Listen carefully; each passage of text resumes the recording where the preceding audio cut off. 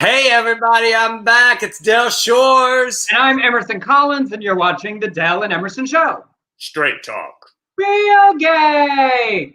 Oh, Del Shores, it's been a week since you were here. Do you have things to say? Did you miss me, Emerson? I did just terribly. You know, and I was such a good Del and Emerson show participant. I watched your and Blake show and I just loved it. I absolutely loved it. It was such a good show. I thought, well, I could go away more often. We had fun and Diedrich was great. And then we took Friday off, and y'all, all of our viewers, I can tell you actually watched because I got a bunch of messages asking where the show was. So that makes me feel good. Yeah, good. Well, on Friday, because we weren't here on Friday. Yes. Where'd you go? Where'd you go? You went to Palm Springs, right? No, I'm in right now. I was talking, and then you did that.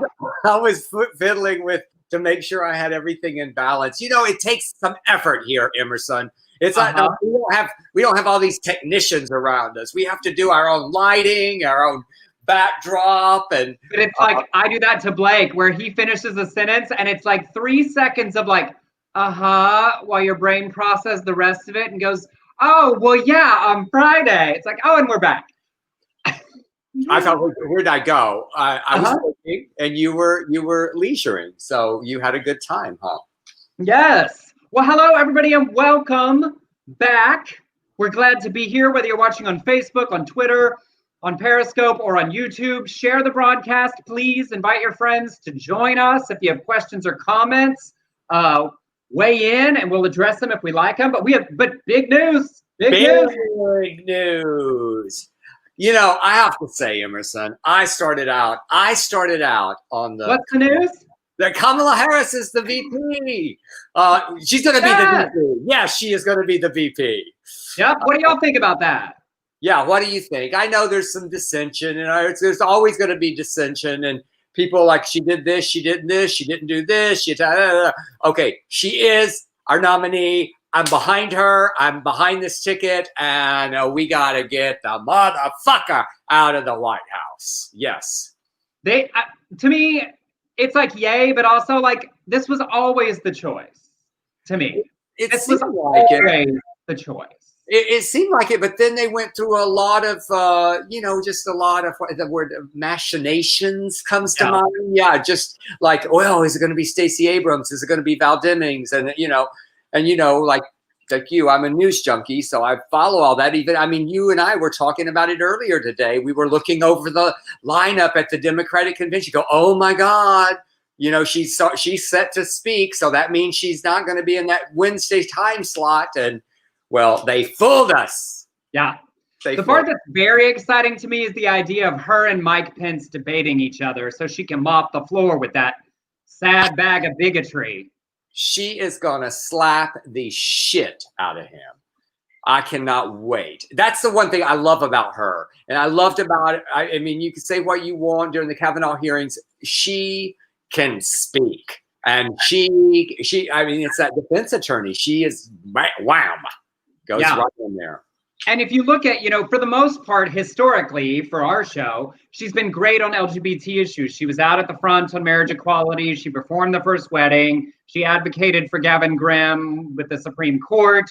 She's been active on the Equality Act in Congress. The one thing that is a big issue for some trans people is when she was Attorney General fighting against gender confirmation surgeries for trans patients. I think her record since then demonstrates a lot of allyship, but that is a big sticking point for trans people. The other piece, and here's what I want to say, I think they do need to address some of this stuff because she's a more centered choice in some ways. They need to be really active on courting progressives as they go forward. We're in the middle of this anti-racist movement, the response to George Floyd, and we're talking about defunding police departments and redirecting resources to community solutions. And there's a lot of people who are really bothered by her sort of top cop status in California. And I just think they need to be really active in how they respond to that. Put out strong policing reforms, bring progressives in because we do all need to be on board, but we can't just ignore people's objections and say, you have to vote no matter what. You know, if we want to be a cohesive party, really address those concerns. And I'm excited to see them speak to that so that everybody can feel good about this choice. Yeah, I agree with you. And let's face it, Emerson, I mean, everybody's not going to feel good about it. And they're gonna vote begrudgingly. And some of them will perhaps not vote, but I think that we must all do our diligent duty, and we have to drive people. I mean, literally, I will drive people with a mask on and with alcohol and gloves to get people to the polls. So and we can still push them on policy while we encourage people to vote. You know, it's like they are not mutually exclusive conversation towards moving towards the result we want. See some of these thoughts. Douglas said, I don't think Mother will allow him, Pence, to debate a woman alone. She'll be there. Michael said, I would love Harris debate Trump. They'll have to pick him off the floor. Yeah, that's not going to happen. And well, what does Jig say? Now that she's been announced, I feel like a huge weight has been lifted off my chest. Yes. Yeah. I hope that they'll announce cabinet positions. You know, like just announce like the big team. You know, all the people that are going to be in it. And Elizabeth Warren, like this, and you know, Elizabeth Warren, sex state. You know, Pete Buttigieg. It seemed like he just met with him. Like, get Stacey Abrams, get Amy Klobuchar, whoever. Like, see, we're gonna look at all these smart, qualified people that we were debating each other on a stage, and we're all gonna make this country better together. What can Bernie do so those Bernie people will come over? Well, they really do have to speak to progressive issues. There's lots of progressives who don't consider themselves like Democrats, and they have time, and they should. I have to say, it was such big news, and I'm going to disclose I haven't seen Emerson for a very long time. So today we set up this social distance thing because we had a big meeting that we had to brainstorm about. So I'm at this long table that I have right here. I'm at one end, and he's at the other, and we're keeping our distance. And all of a sudden, I get a text from my daughter Rebecca. It said, and it was copied the mic. Not the Mike Pence. Oh God, what am I saying? The Joe Biden's tweet, and I just he was in the middle of a really important point, and I just stopped him. And I'm like, "Come on, Harris, it's the VP choice." So anyway, it was exciting, and we watched a lot of the news, and here we are. So got lots more to watch as it goes. And in the other extremely important things happening this week. You know, the #1 song in the country right now is a nuanced ode to feminism entitled "Wet Ass Pussy" by Cardi B and Meg Thee Stallion. And I told Del to watch the video. I did. So we could discuss. You know what I like about the title? That if you change the emphasis, it's very LGBT affirming as well. Wet ass pussy. Wet ass pussy. It's pussy. Yeah, I went and after I watched the video, I went and I read the words. I just read it as a poem.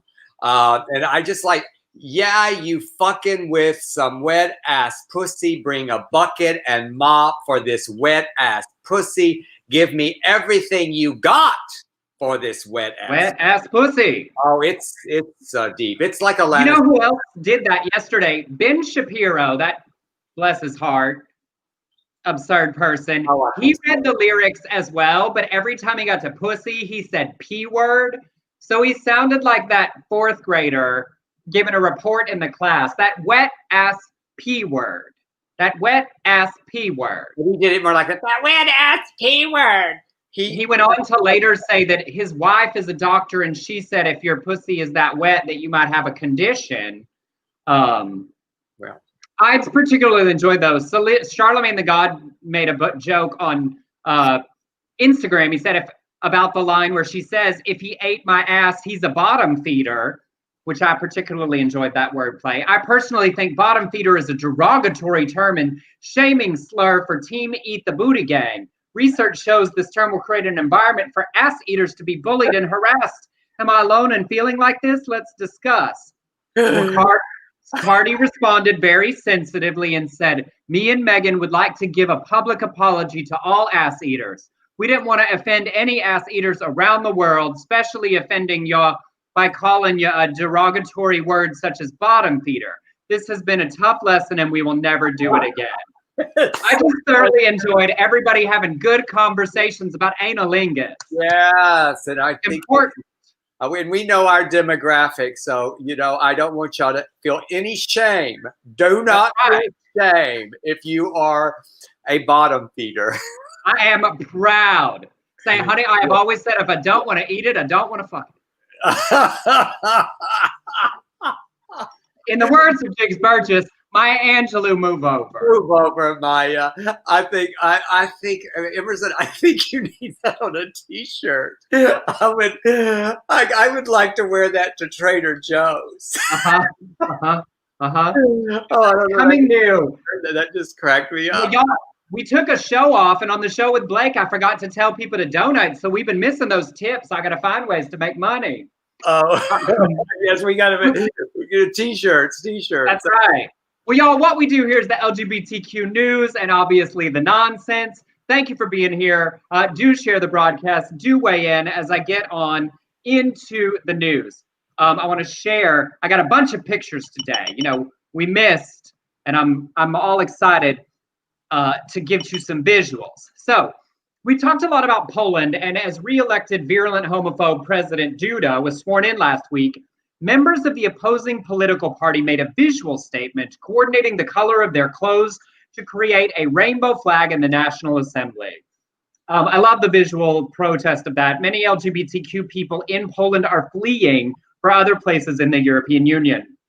But for those that are staying, a really significant protest happened this weekend that some are calling Poland's Stonewall.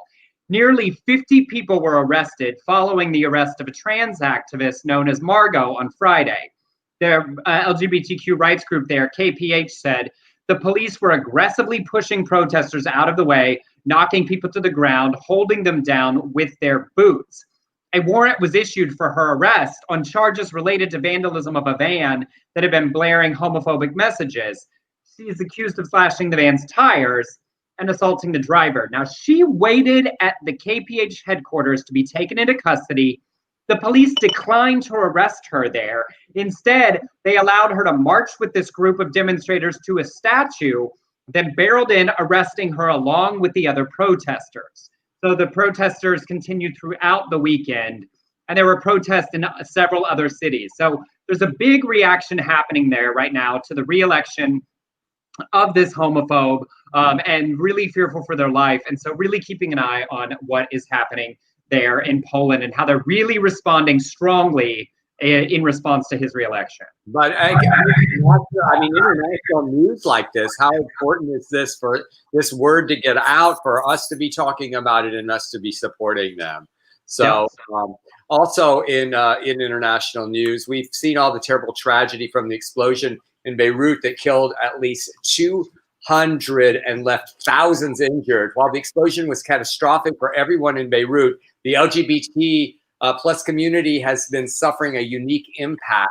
Two of the city queer hubs were only 500 meters away from the center of the blast, leaving them completely destroyed and uninhabitable. Daniel Nasser, a queer Lebanese expat, said, most of our spaces are gone. Many of our friends who are performers who are living in these housing, it's all been destroyed. The LGBT community has been one of the hardest hit, specifically trans women in our community. He lives abroad, and he and his friends decided to help, and they created Rebuilding Beirut with Pride, an evening of art, live performances and drag showcasing Arab and queer talent and demonstrating their love for Beirut, its people, and its reconstruction. The event will take place on August the 22nd, and it will be streamed live online. Organizers will split the funds with the Rebuilding Beirut with Pride between Lebanese Red Cross and I'm not sure how to, I'm going to say this right, Bet Al Baraka, which provides food banks for victims of the disaster. Basma and, oh God, why did you give me this? You help me. Zedoué which provides relief for those who have been made homeless, and Embrace Lebanon, which offers mental health support. Such an important thing, even though I can't pronounce anything. Donate to their GoFundMe, and I think you have the GoFundMe there. So. Yeah, I just put the link in the chat room, and for those watching back later, the link is in the scroll below. And obviously there's lots of organizations working to support various communities in Beirut, but I was not aware until this that specifically LGBTQ neighborhoods were very close to the blast. So these expat Lebanese people wanting to help, if you want to help specifically our community there, this is a great way to do that. I have to say, I was, for some reason, I was on Twitter the moment that happened, and I saw that explosion, and a million things go through your mind. But can you imagine? Can you imagine if that were to happen around you? So, no. Big empathy, sympathy. Yes, absolutely. All right, and then as we move on, we had some huge successes for LGBTQ candidates. As we are rolling along beyond, the Kamala Harris news, Mark Elias, a gay man, appears to have advanced to the general election for lieutenant governor in Washington state. Trans woman Stephanie Byers was unopposed in her primary for state rep in Kansas and is likely to become the state's first trans legislator. And gay man John Hoadley won a U.S. House nomination in Michigan, and if elected in November, will be the first out member of that state's congressional delegation. So they are all Democrats. So paying attention, the Victory Fund supporting a lot of candidates, but watching where our representation is doing well. So keep an eye on them as we head for the general. It's exciting to be able to celebrate at the state levels. And also, Emerson, yesterday I did a Zoom benefit for Judge Lucy Inman, who's running for North Carolina Supreme Court. And it was, if you just Google her and you will find her website. She is such an ally for our community, and we need her. And I love that she says, I'm going to keep respect for the LGBTQ community, and her opponent is just this awful man who equates, gay marriage with, marrying a dog. So absolutely. And before we move on, John said, it's so strange that I have dear friends in Lebanon and Poland. It's like someone investigated my life and attacked people I'm connected with. Yeah. It's like we share these to remember, we have our own struggles here, but all of our communities around the world are facing different struggles, and where we can support them, we want to be able to. And a couple of weeks ago, we talked about Dr. Joseph Costa, the frontline ER doctor who died of COVID-19, in his husband's arms, surrounded by friends and colleagues. Well, now his husband is responding to Trump's cavalier "it is what it is" comment that about coronavirus deaths in the Axios interview. He was being interviewed by Anderson Cooper, the husband was, and he said, can you imagine if my husband Joe walked into a room of COVID patients and said, oh, it is what it is, and just shoved their beds in the corner and walked out? I still can't process that. It is what it is. It is unbelievable. I mean, I want to say to the president, get off your asses, drive 20 blocks and spend 15 minutes in an ICU with a COVID patient who is dying. Do that. He went on to say, knowing he had already contracted the virus with his husband, this makes me so emotional. He said, at the time he was dying, I was just not going to be able to touch him with my bare hands with my cheek. So I took everything off. I just took it off. I know I wasn't supposed to do that, but at that point, it was what I wanted to do for him, to help support him and to comfort him. Yeah. It was so heartbreaking to watch. It's like that thing that we've talked about, even related to all of our coming outs, right? It's like you shouldn't need to know somebody who's who lost someone to this pandemic to care about it. And that terrible Axios interview, that's the one where he had all the papers, where he's like, no, we're last, which means first. Like he's presenting a middle school book report. Like, I just know what this piece of paper says, like not following the questions at all. It's so disgusting. I mean, it was just such a disgusting interview. I mean, of course, and then since then we had the Yosemite moment where he literally doesn't know the name of a park. We had Thailand. Like he doesn't know what words mean when he reads them. Well, I sometimes do that on this show, but I lack of preparation. Yosemite, I'm not completely ignorant. So, all right. And we cut it from the beginning, and then Mount Rushmore. Oh, Can we please? And then standing there like, yeah, we want that. He asked seriously about getting himself put on Mount Rushmore. And then he lied and said he did not ask for that. Well, of course. But, and then she pandered to him and made him, what, a 4-foot model? Like, y'all, I'm all for pandering to stupid people sometimes because you need something, but like, what are they going to do? Get out there with some sandpaper and be like, no, really, we're working on it. We're going to get you up there real quick. Babe, could you just scoot over just a little bit? Just a little bit. We're going to just wedge Donald Trump in the middle of y'all. They put him right at the bottom, like a growth on a chin, you know, or like in the ground level, you know, like a penis or something. I swear, someone would climb up there and chisel him off if they did. They would. Ann Walker would drive to Mount Rushmore and chisel him off. I just can't. It's just so much. It's like, oh, but did you see that press conference too, where he got mad at the reporter asking him about the VA, and then when he left, the music that was playing was YMCA. YMCA, because it's a little gay. There's so many artists that are giving cease and desist. Do not use my music. Yes. All right. Well, and rolling on, we had some exciting news out of the U.S. Court of Appeals for the trans community. The long and winding journey of high school student Drew Adams, who was fighting starting in 2017 just to use the boys' restroom, won a victory as the 11th Circuit Court of Appeals upheld a lower ruling in his favor. The judge said a public school may not punish its students for gender nonconformity. Neither may a public school harm transgender students by establishing arbitrary, separate rules for their restroom use. The record shows that the school board failed to honor Mr. Adams' right under the 14th Amendment and Title IX. We talked about this when this case came in. Yes. This ruling cited the Supreme Court's recent decision in Bostock v. Clayton, saying Bostock confirmed that workplace discrimination against trans people is contrary to law. Neither should this discrimination be tolerated in schools. So that court case, that win, really is proving to be huge for advancing trans rights in other areas. Drew is now 19, a student at University of Central Florida. He said, I'm very happy to see justice prevail after spending almost my entire high school career fighting for equal treatment. I hope this decision helps save other trans students from having to go through that painful and humiliating experience. And I just want to show y'all Drew. He looks great, doing well, off at college. Can you imagine? This starts in high school. You're off at college dealing with all the things you deal with there and still finally pushing along. I mean, it takes such courage to stick in this fight for the trans students coming up behind him.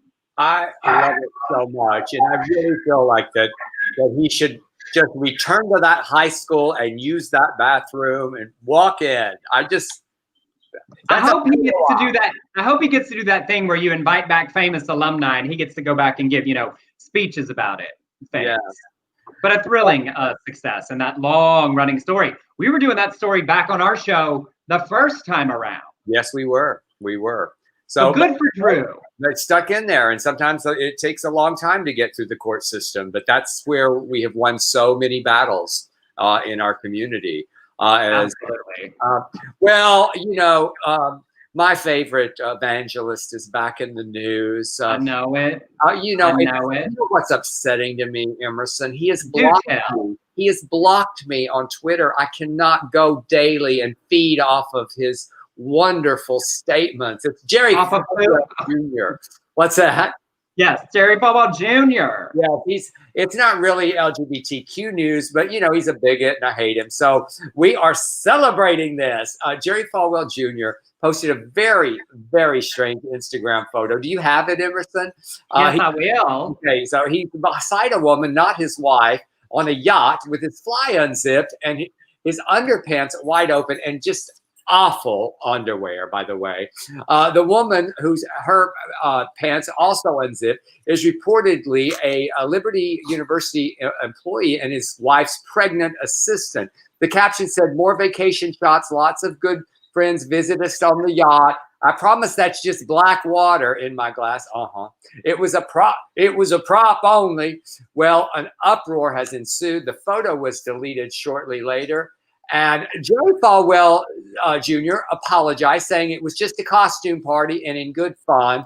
Now he is taking an indefinite leave of absence as president of Liberty University at the request of the executive community of the Board of Trustees. And Liberty's code of conduct requires modest dress and forbids alcohol consumption.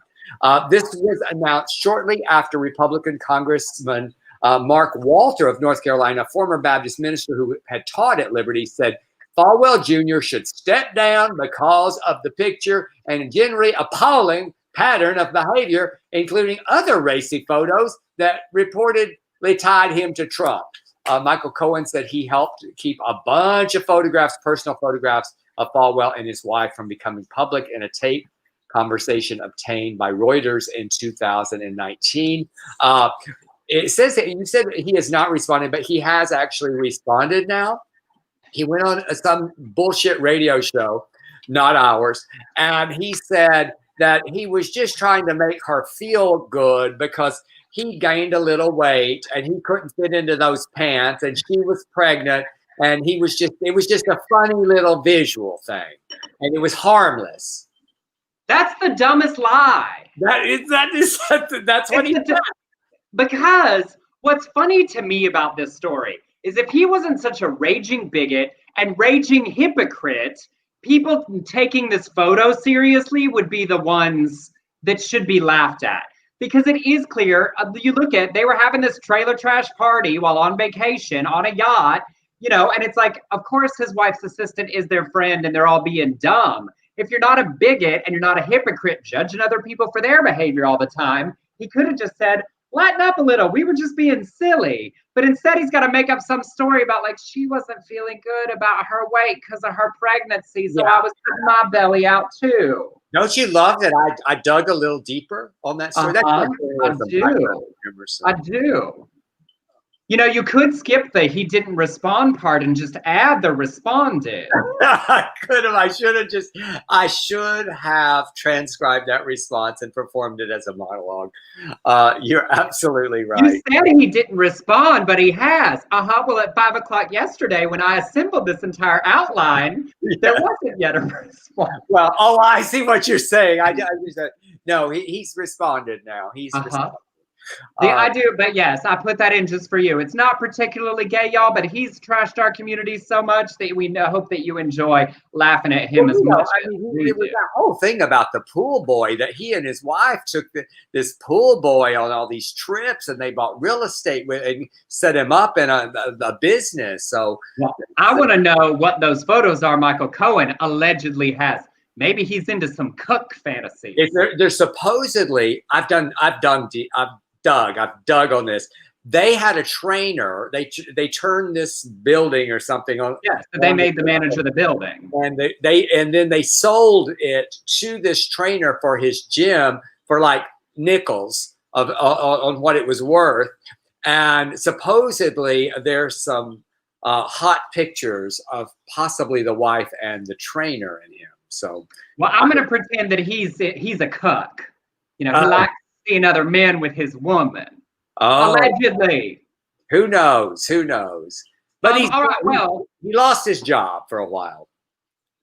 Yes, that being the exciting point. I didn't do it on the show with Blake enough, and we didn't do the show on Friday. But for our regulars, for those of you first-time watchers, we do this for free. We do it to share news stories you might not have heard that specifically affect our community and to laugh and gather together. But if you're sitting at home and you're not worried about is the pandemic unemployment assistance going to continue, and you have some extra dollars and you want to throw us a few or 20 or 50 or thousands, you can Venmo at Emerson Collins or on PayPal to Beard Collins Shores Productions at gmail.com. It's in the ticker below. No obligation, but y'all, it is greatly appreciated when you do and when you can. It is everything that you do to support us is. I know that, you know, I had a really good merch week last week, and it's so helpful, you know, and I can't announce it right now, but there's a big news coming. Something is coming back, and we'll announce it on the next show. But so anyway, yeah, we appreciate y'all whenever you know, go to our things and support our shit. And as we transition on, Robert said, Pat Robertson has a moist pussy. Oh, and speaking of pussies, I want to do a plug. I did if you don't see, it's on my Facebook page. I wore the shirt the other day, "Do you see my pussy now?" which is the most quoted line I've ever written, which I don't know what that means. And the t-shirt is available one more time. So yeah. So if you're brave enough to wear that in public, it's also the most misquoted. People say can. It's due. All right. Next. Is it me? No, it's me. I was just letting you finish your commercials. on this past week's episode of Canada's Drag Race, a very cringe-worthy critique happened. The challenge for the runway was Canadian tuxedo, denim on denim on denim. I realize a lot of people can't watch Canada's Drag Race because it's only on Wow Presents Plus, but I want to talk about it anyway. For her look, Ilona Verley, one of the queens, chose to wear an all denim look that had chaps. When she came down the runway and turned, her ass was out in her well-tailored piece. Ass out on Drag Race is not a new thing. In the critiques, the judges zeroed in on it, and Jeffrey Bauer Chapman said, "I think that your mug is painted so gorgeously. However, when I see that booty and a little turnaround, a little full coverage foundation may have helped you out." Later in the judges' discussion, Brooklyn Heights said she definitely should have put some makeup on that ass. Now, for the viewer and watching, there was nothing to see, and many assumed they were body shaming her size or cellulite. Brooklyn did make a video saying it wasn't either of those things, but they could see red bumps from shaving that she said all queens get.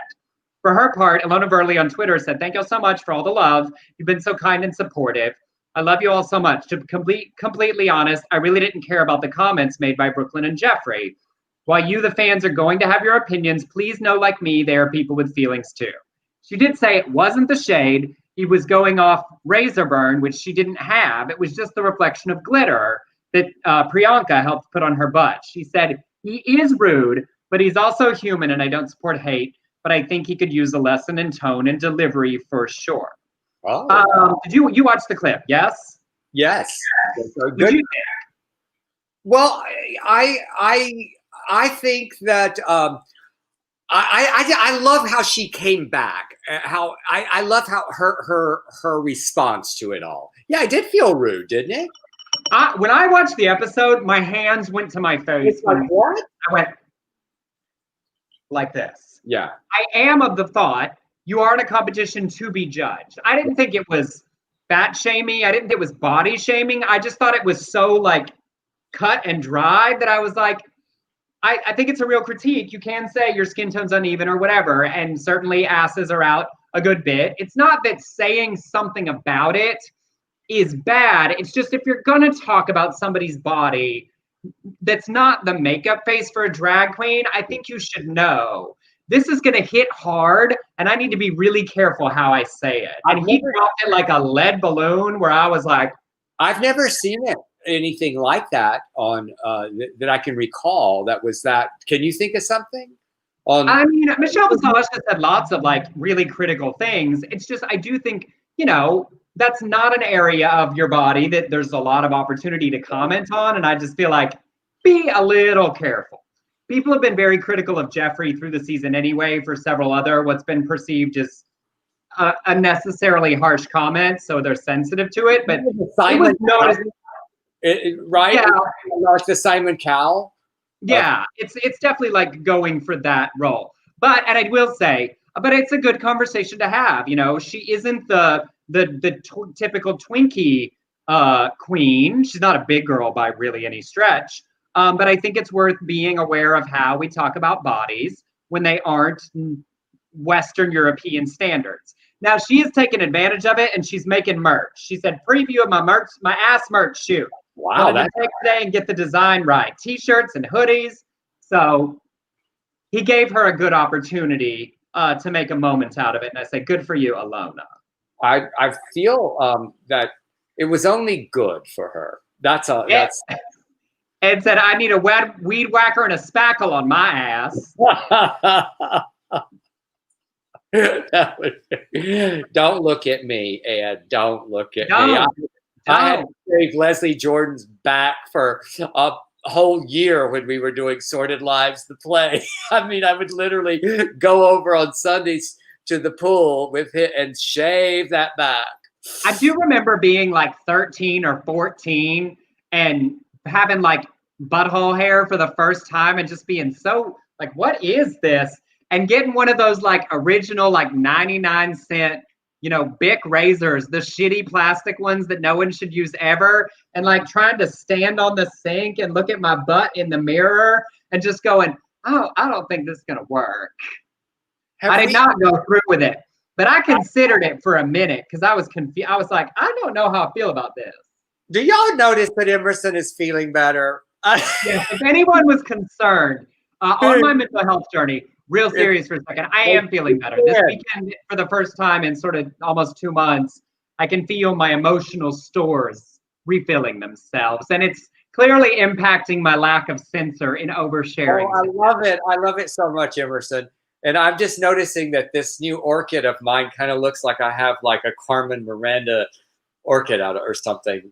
All right. Well, let's move on before we lose the rails completely, because we were doing good on time. We were. Oh, yes, we were. We were ahead. Okay, so Saturday afternoon, a Twitter user tweeted Chicago Mayor Lori Lightfoot, who's a badass, I love her, a packed photo of gays gathered, ignoring social distancing, and said, "Hey, Lori, sorry to bother you. I know the boys in blue are super busy over policing the South and West Sides, but if you could find some free time, can you get this mess on the north side on Montrose Beach?" A little over an hour later, Lightfoot responded, addressing the situation with a photo, and said, "It's called a pandemic, people. This reckless behavior on Montrose Beach is what will cause us to shut down the parks and lakefront. Don't make us step backwards." She followed that up with, "In case you're wondering, I stopped by to see myself. It's being addressed." Shortly after shutting down the beach party, Lightfoot ordered fencing to be put up around the area. And last week, health officials in Chicago said social gatherings like Saturday's beach party were the leading cause of coronaviruses in the city, coronavirus cases. It was so funny. They reported this all over CNN and MSNBC, but they never, and I was going, God, that's a lot of hot guys at one place, but they never said it was a gay gathering ever. They just said, well, maybe they don't want to make assumptions without asking people, but y'all look at this photo. There's an awful lot of Speedos and very few women. So I think we're safe to assume. Yeah, there was another. Go ahead, what? I'm sorry. I said there was another photo that they actually showed more than even this one on the news. That was even a little closer. So I want to say one other thing while you look at this photo is there's a lot of white homosexuals.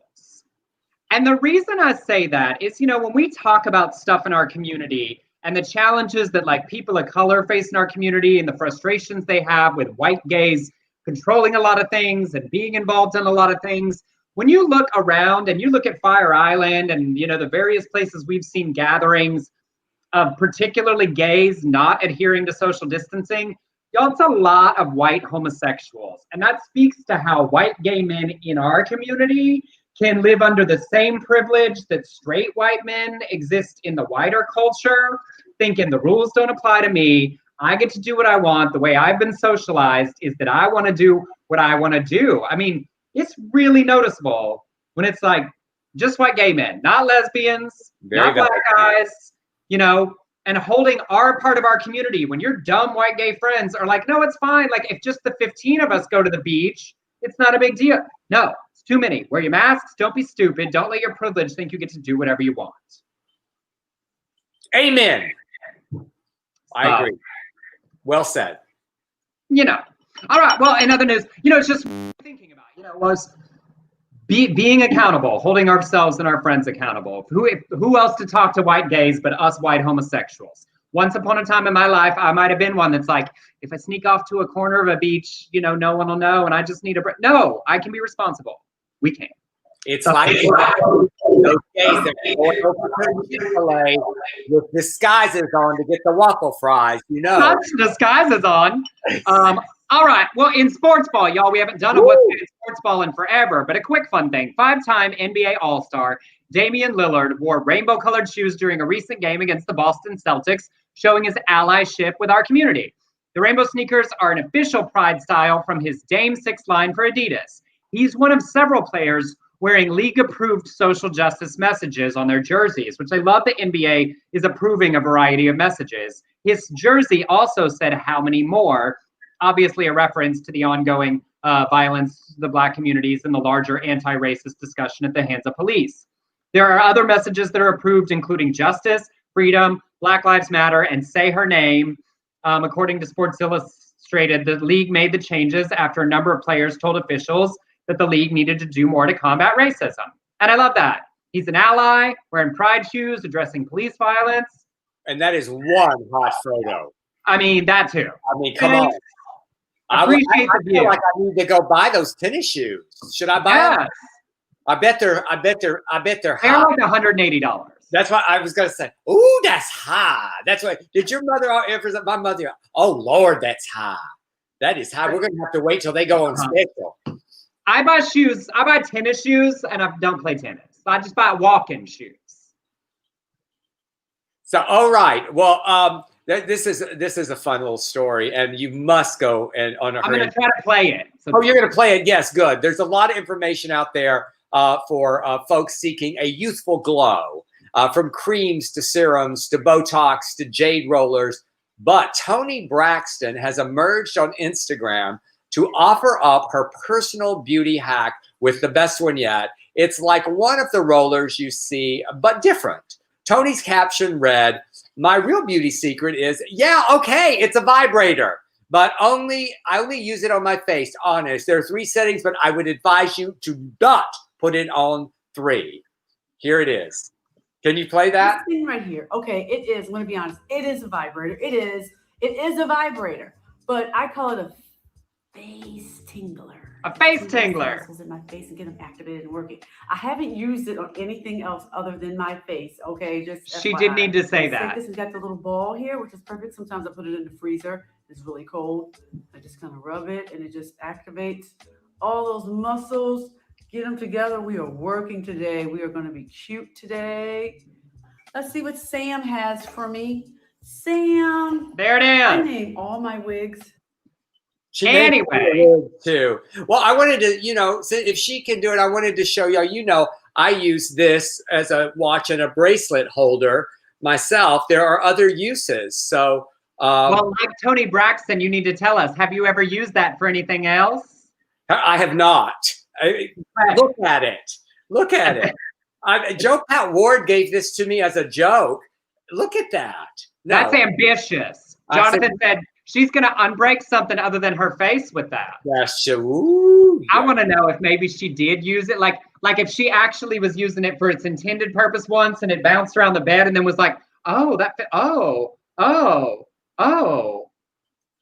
please don't send me a vibrator and tell me it's a face massager. Yeah. Okay. And okay. So also, this is very real quick. In a recent interview, Andrew Lloyd Webber was asked his thoughts on the Cats movie, and he said the problem with the film was that director Tom Hooper decided that he didn't want anybody involved in it who was involved in the original show. The whole thing was ridiculous. I just love it so much. Andrew Lloyd Webber being catty about cats. Yes. And he's right. I mean, Tom Hooper, after Les Mis and Cats, stop letting him direct musicals. I love The King's Speech, but that is not his gift. It's not.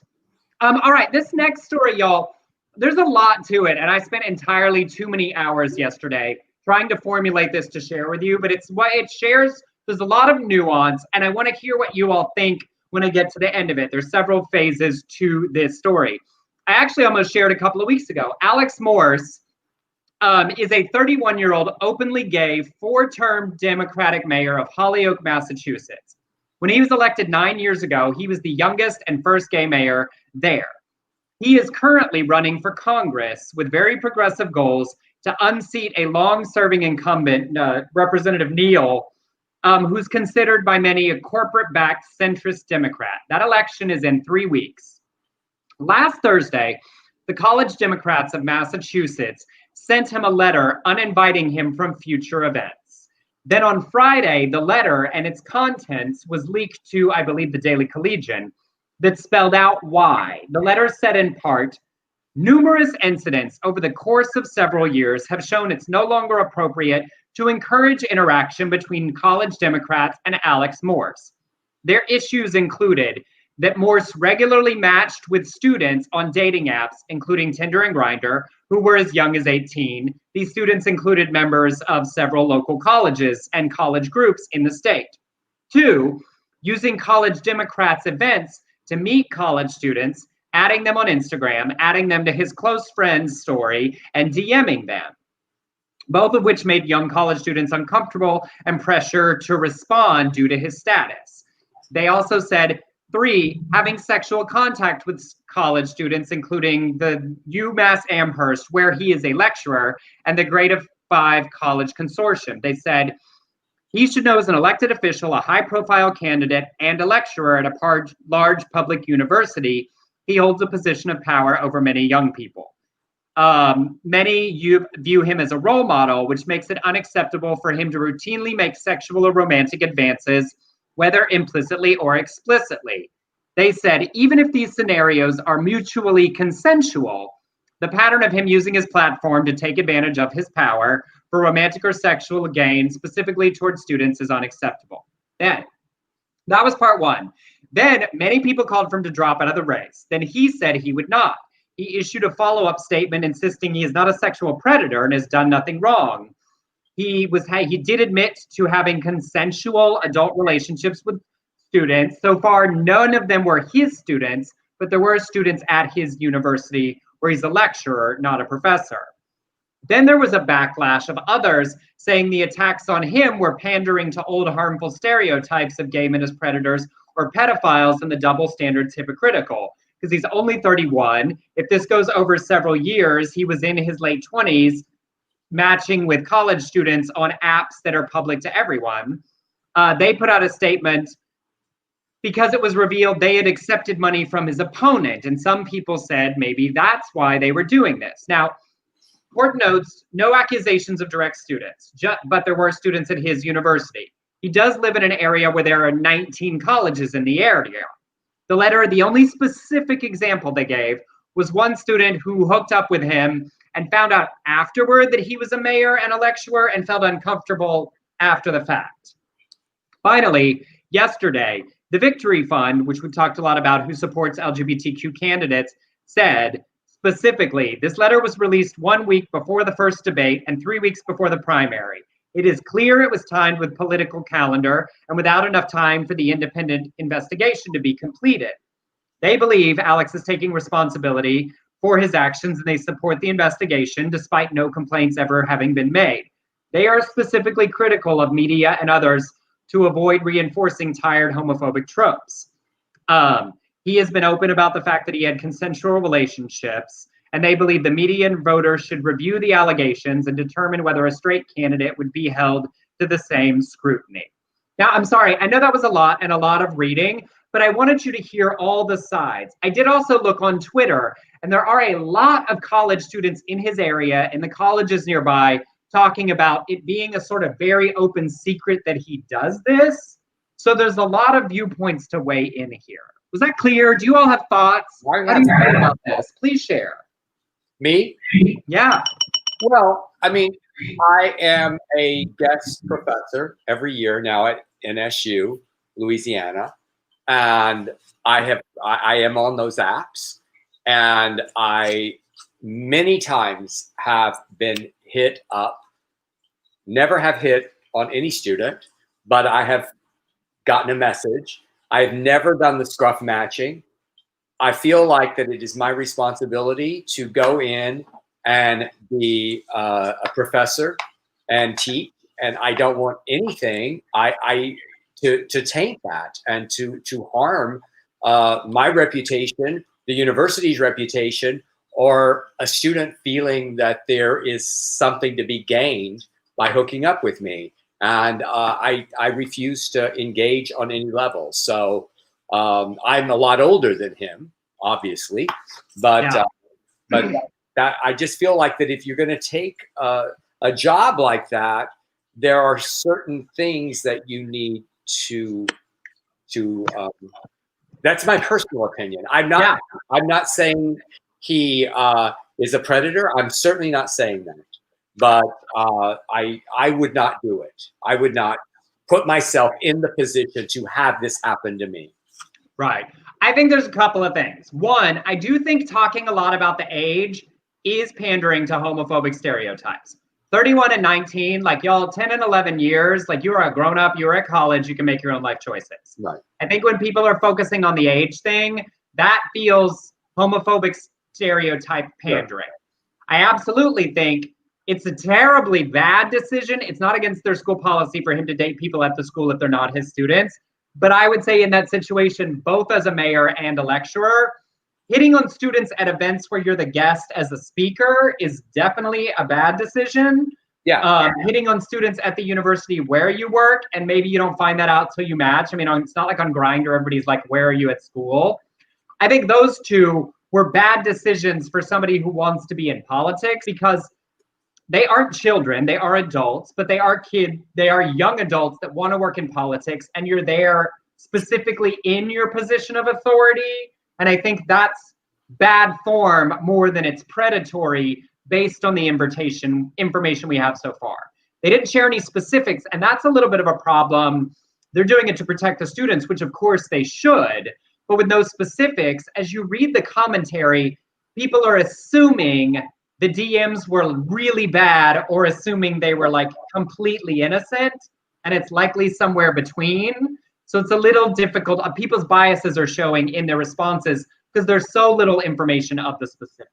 I want to, you know, just in case somebody is watching who could call me a liar, I do want to say I have responded to students when I did my one-man show, and I would have someone DM me and say, I saw your show last night and I really loved it, but it was never in and now let's hook up. It was never that. We never ever went that in that direction. And like the same policy is that if you're not teaching them, then you know that you know what I'm saying. It's like, yes. John said, I think it's only a problem when a student has felt uncomfortable. Dell, you have the right idea. That's the smart way to handle it. However, there are Eliza Henry Higgins relationships that are okay.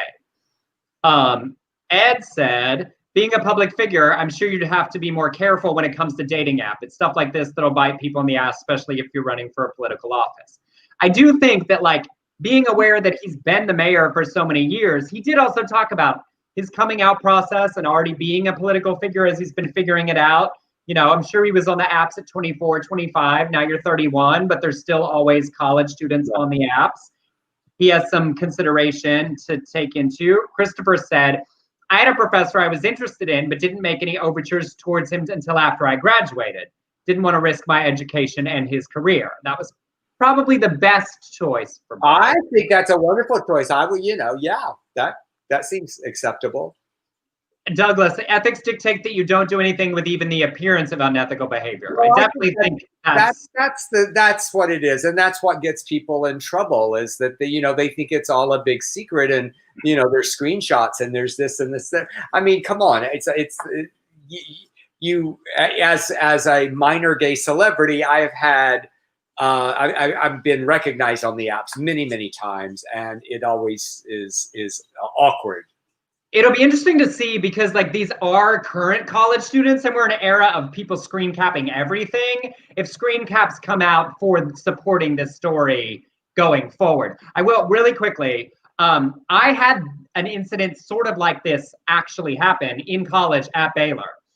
We had successful alumni back speaking to the university, and there was definitely someone who had been out of the university for quite a while who shared with our workshop and talk stories. And then afterwards we were all hanging out and talking about what we were all going to go hang out with these alumni later. And this definitely older man, I was also not out at the time, said to me, if you were brave, you'd come back to my hotel room. And at the time I said, that's not brave, that's easy. I was fine, but I remember thinking in that moment, you work in the world I want to work in. I remember feeling the pressure of that. I don't feel like that was predatory. hitting on people is hitting on people. He wasn't even working. So I don't mean to imply this person did anything wrong. That's not what I'm saying here. But I do remember feeling the weight of someone I was looking up to in the moment hitting on me. And for these students, it's more direct. He's an actual politician, and they are politically minded students. So anyway, thanks for that discussion, y'all. And I wanted to have nuance, because online people were just making these blanket statements. I was like, there's a lot of things impacting this conversation. And I think we had a good discussion. Emerson, let's skip the Shatner story, and I'll do it on Friday, and you go to the next one. Well, do that one. That one's better. Oh, is it? Okay, all right. So William Shatner of Star Trek and Miss Congeniality and everything else and all those fucking commercials has spent the last week on social media complaining about the word cisgender. It started with a fan tweeted this. He's almost 90, y'all. Actor saying sarcastically he was an old white man, so you must be a hateful bigot.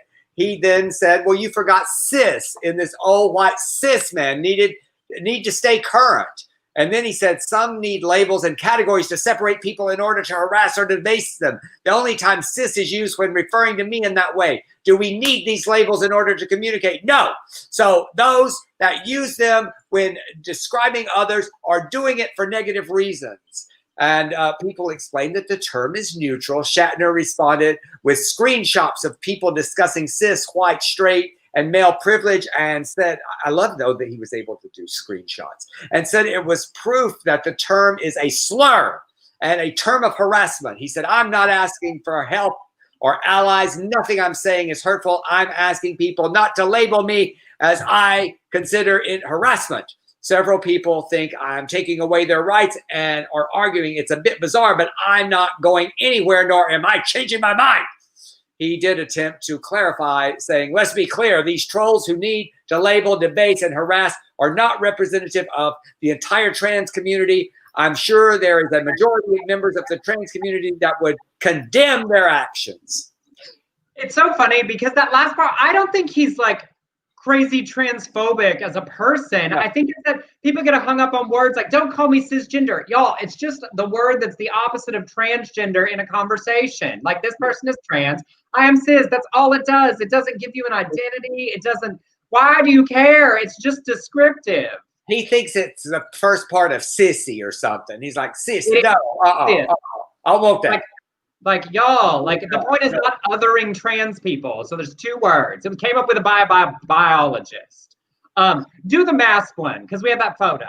Okay, all right. The Israeli jewelry company is working on what it will say is the world's most expensive coronavirus mask, 18-karat white gold mask, decorated with 3,600 white and black diamonds and fitted with top rating N99 filters. Designer Isaac Levy said the buyer has two other demands, that it will be completed by the end of the year, and it will be the priciest in the world, cost $1.5 million and weigh half a pound. That's when you just have too much money.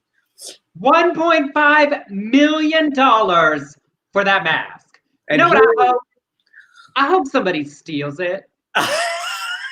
And then I hope they sell it and they Venmo us what they get for it.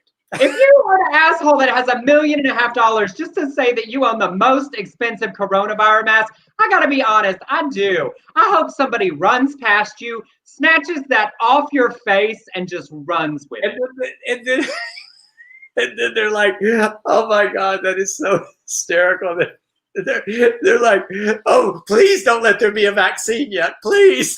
Yes, it's like that Victoria's Secret. That Victoria's Secret $1 million bra they always do every year that's like a novelty piece. But this businessman said, no, what I want to do with my $1.5 million, I don't want to buy PPE for other people. I don't want to buy masks for the doctors in my town. I want the fucking most expensive mask on the planet. Somebody steal that shit. Find where he lives on the Google Earth, stalk him around the neighborhood, and I'll contribute to your bail fund. I'm kidding. Don't really do that. I'm not encouraging assault. No, don't. We have to do this one. I love this story. Can you do it? We got 1 minute left. Okay, we'll do it. Look at us. We got back. Did y'all miss us? Yes. Thank y'all. I y'all. want to say a huge thank you to Allison, Ben, Jonathan, Erica, and Sean for your contributions to your tips. We're making up for those missed shows. I'm putting it in the chat room again. The banner's underneath if you want to tip. on Venmo at Emerson Collins, or on PayPal, Beard Collins Shores Productions @gmail.com. And you can find us all over social media like horse shit. And we love doing this for y'all. We love doing it for us. So thank you very much for hanging with us on Tuesdays and Fridays. I missed you guys. I had fun last week working, and I was very, very protected. A lot of COVID caution. So we'll see you on Friday.